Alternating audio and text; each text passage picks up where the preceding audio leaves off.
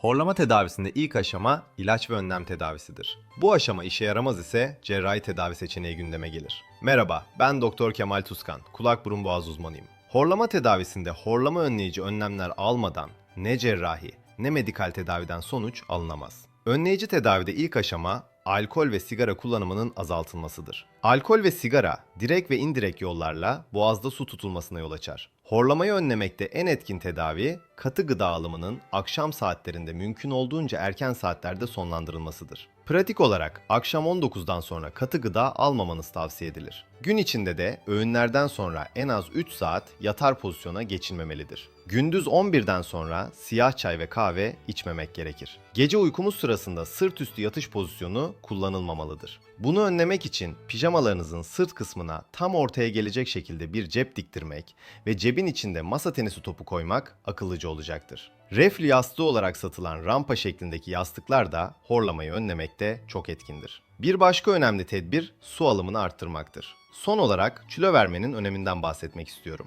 Bel çevresi erkeklerde 94, kadınlarda ise 84 santimin altına indirmek horlamayı kesebilir. Burun tıkanıklığınız varsa mutlaka tedavi edilmesi gerekmektedir. Burun tıkanıklığı ile ilgili olarak alerji videolarım ve doğru burun yıkama tekniklerini anlattığım videoları izlemeniz aydınlatıcı olacaktır. Bir sonraki videoda burun tıkanıklıkları ve horlama arasındaki ilişkiyi daha yakından ele alacağım. Bu videoyu beğendiyseniz arkadaşlarınıza gönderin ve kanalımı takibe alın. Bir sonraki videoya kadar sevgiyle kalın.